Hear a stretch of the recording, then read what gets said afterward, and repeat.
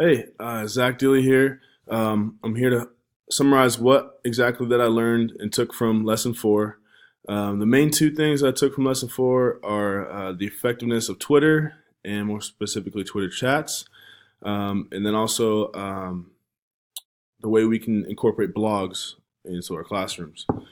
So first with Twitter, um, I feel like Twitter is can be a really useful tool for us as teachers, as long as we stay open minded with it and try to bring in new ideas that could maybe engage a few more students in our classrooms. I feel that it's a great way to just try something out, because our students are on their phones, they're on social media, and all those kinds of things. Anyway, they're sharing things with each other. Um, that maybe we as teachers, instead of kind of combating it all the time or trying to get them off of these devices and off of social media, things like that during class time, maybe we can kind of promote it in a way where our classrooms are on Twitter, or at least like the content or the plan or the um, or projects, anything like that that we can post to move them to a social media platform. Maybe students will subscribe to it and get it in their feed. That way, they're always up to date with what we're doing inside the classroom. And whether the students will take to it or not, follow us, or really engage that way, kind of remains to be seen. I feel like I'm really gonna. Well, no, I am gonna try it. I will try it. I'll get on Twitter. I'll post a classroom for my whatever subject I'm going to teach, um, and just try to make it engaging. And also, I think it's a great way for um, students to help each other out with assignments. Maybe there's those students that don't want to ask us teachers. They're a little bit intimidated for whatever reason. A student could share or retweet an assignment or a project or something that somebody else learned to another student who's asking for help. And I think it's a great way for another um, like peer-to-peer learning. I think there's just a multitude of ways that this could be effective, and I think it's just up to us trying to do it.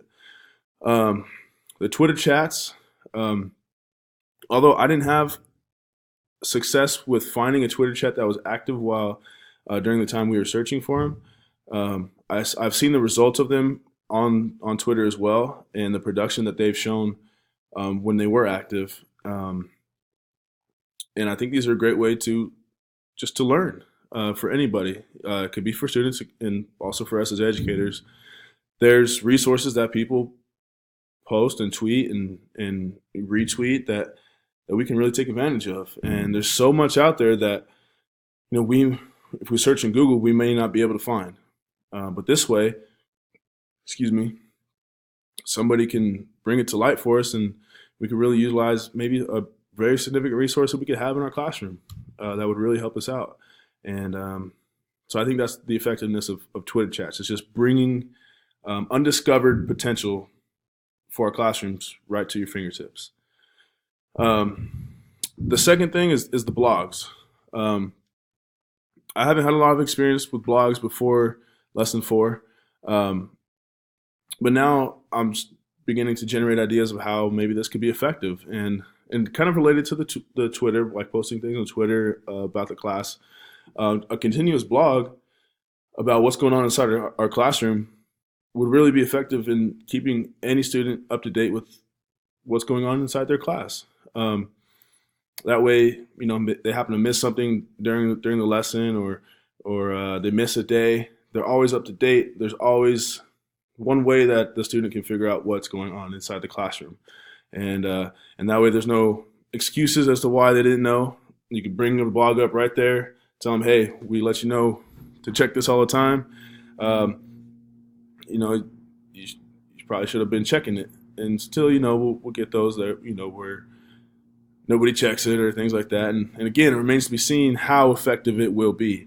Um, but I think it's definitely worth a try, and not only for updates for the classroom, but even maybe for students themselves. Maybe make it a project to where a student can blog maybe all year long, maybe like a portfolio type of assessment where we're checking, how involved and how engaged you are throughout the year by maybe what you post weekly, maybe once a week or so like that.